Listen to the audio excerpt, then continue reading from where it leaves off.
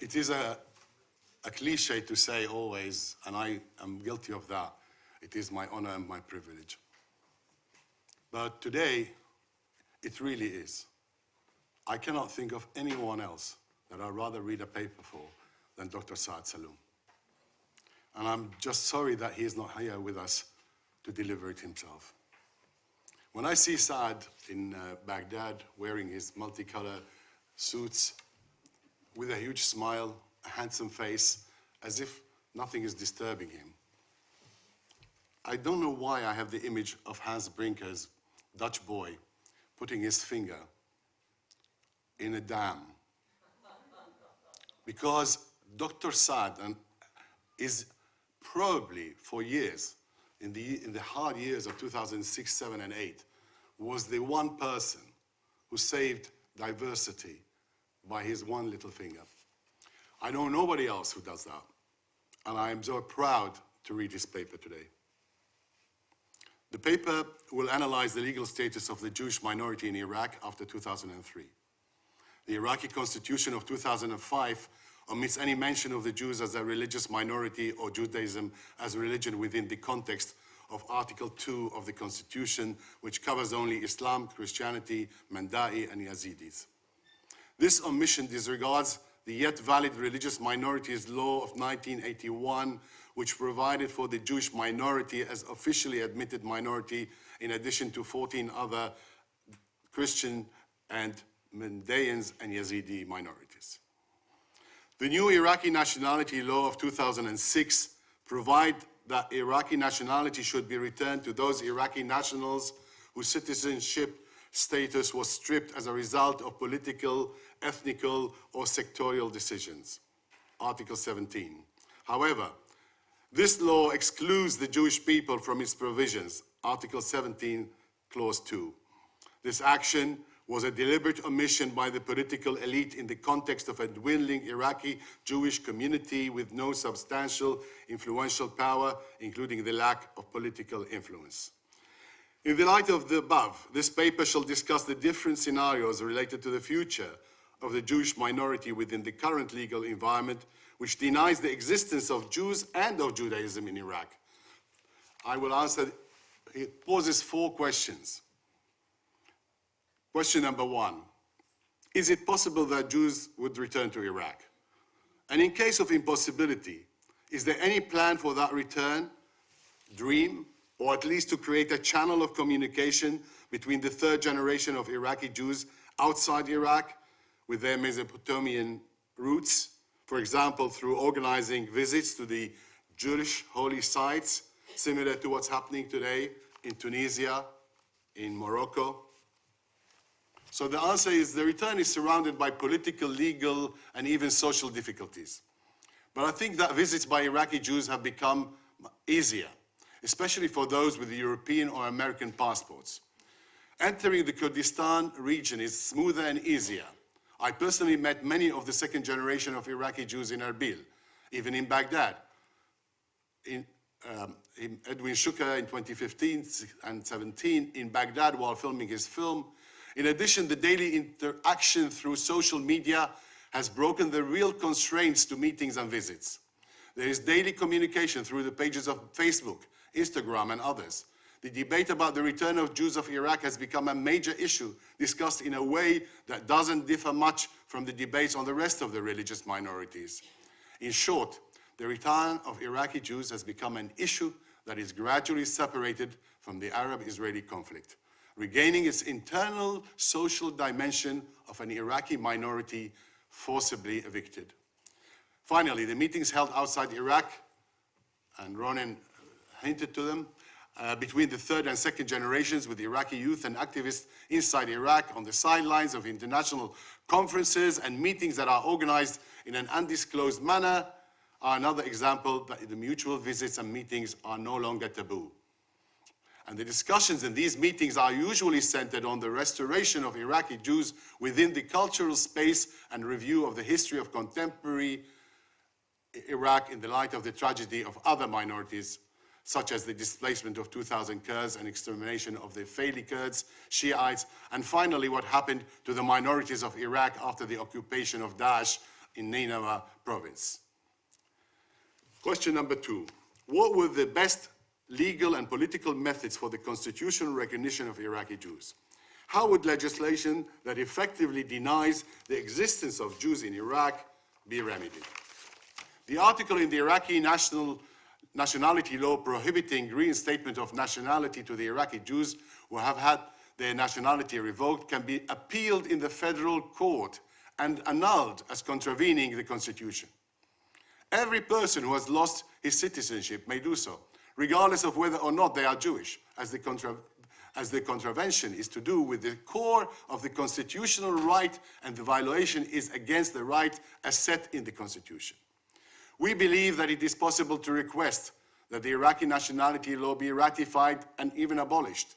This would pave the way towards transition to the second phase, concerning the demand to reinstate the nationality. The best approach would be to hold negotiations with the Iraqi government consisting of a limited number of those Iraqi Jews who wish to return. The Iraqi government can evaluate each case individually. In the event that nationality is reinstated, all necessary will be done to facilitate a transitional stage consolidating Jewish presence in political, cultural, and social arenas through the following. Number 1, provision of official representatives from the Jewish community to participate in the official and non-official occasion and to communicate with religious, political, and social leaders in Iraq. Number 2, demanding a Jewish quota in the Iraqi parliament via the presence of a political representative of Iraqi Jews, just as in Iran. 3, preservation of Jewish heritage becomes easier and more practical in the face of violations due to the existence of legal recourse for the community's representative in Iraq. Third question, what would be the Jewish endowment in Iraq, especially the holy Jewish places, specifically the prophet Hezqel, Ezekiel, Al-Kifl, the tomb of Ezra HaSofer, Al-Azer, Maysan province, the tomb of prophet Daniel near the castle of Kirkuk, the tomb of the prophet Yonah in Mosul, destroyed by ISIS, and finally the tomb of the prophet Nahum in Al-Qosh. And what would be the importance of preserving these places? In the context, reference should be made to practical efforts exerted by Edwin Shuker. Details of the Prophet Nahum project can be expanded upon, the approach to include the following. That sites sacred to Iraqi Jews are not representative of a particular religious minority, but a millennial Iraqi heritage, also of importance to humanity as a whole. Their preservation represents multiculturalism as a source of strength, not as a source of danger or threat. Number 2, it is important to concentrate on the economic benefits of the project. It can generate a permanent source of revenue and a parallel economy to that of the oil-based economy prevalent currently in Iraq. Whereas oil revenues have brought about corruption and conflict, religious multiculturalism would achieve a permanent and peaceful source of wealth for Iraq. Number 3, the project provides an opportunity to launch a new concept of an all-embracing multicultural citizenship. I've spoken to the youth of Al-Qosh, a predominantly Christian city in the north of Iraq. They expressed a desire to work as tourist guides in the region and were interested in expanding their knowledge of the history of the area.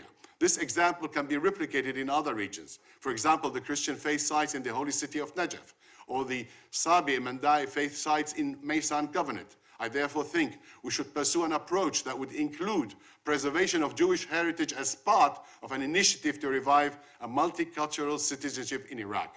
There is nothing more beautiful than to find a Shiite from Najaf or Karbala as proud of his Christian and Jewish heritage as he is of Islamic heritage. Finally, mention can be made of another important event. His Eminence the Pope has announced he will visit Iraq in 2020. His historic visit to the home of Prophet Abraham in Ur can be used to launch an initiative for the preservation of the Jewish and Christian heritage in the area. Question 4. What kinds of initiative could be undertaken by civil society and activists defending the rights of the minority to focus on the importance of Jewish heritage within the Iraqi religious pluralism? I only have time to talk of two initiatives by Masarat Foundation. The first is the establishment of the Iraqi Council for Interfaith Dialogue in 2013, which started as an initiative for Islamic-Christian dialogue in 2010 and has grown to include representatives of all faiths, Christian, Yazidi, Mandarin, Baha'i, Kaka'i, Zaradisht, and more recently, a Jewish representative. I believe this is an achievement of another level of recognition. Recognition by religious institution, which in Iraq is more important than official recognition in many times. I just want to end up with 3 sentences about the story of Nahum. I visited Nahum about 10 years ago. I visited Nahum 10, 12 years ago. And at the time I went there was nothing. I didn't see anybody. I jumped the fence and I put on my tefillin and my talit and I started praying. And at that minute, somebody started shouting, screaming, and was very agitated. When he approached, I turned around and he said, "You're a Jew." And I said, "Yes." And he said, "I am 5th generation caretaker of the prophet Nahum. And in my lifetime, I have not seen a Jew." So I sat down with him, asking him dozens of questions. Where's your father? Where's your grandfather? And at the end, I thanked him and I was leaving. And as I was leaving, he said, "Mister, can I have a question?" And I said, "Sure." And he said, "What right have you Jews have to abandon your prophet?" That is the question that I pose to myself repeatedly. And I want to tell you today, I want to mention what Saad has mentioned. As I think Mark Twain said, the reports of my death have been greatly exaggerated. Don't write off 2,600 years of civilization. Don't document yet while the patient is still alive. I tell you what happened to Nahum.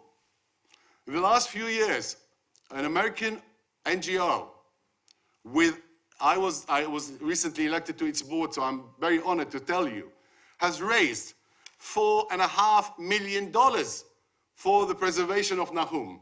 The project now is about 60% done. 12 Europeans are there, they're sleeping there in master classes. And I tell you when this project will finish. By April, the Nahum will be preserved even more impressive than it ever was. And we are using this as the credible card to the Americans, to the British, to the Dutch, to the Germans who are supporting us, and say, listen, we have proved it can be done. Money can be raised and things can go back. Now what we want is to use the Pope initiative to say we want an Abrahamic faith across the Middle East that includes Abraham's in Ur, and includes Nahum and Ezekiel, and includes places in Morocco and Libya and wherever passes by. And let's have a path of peace, shrines of the Abrahamic faith, Christians, Islam, and Jewish, as path for the pilgrimage, as path to bring a new Middle East. For that, I have to thank everything I said. I thanks to Dr. Saad Salloum that I have the privilege to read it. And thank you very much for listening.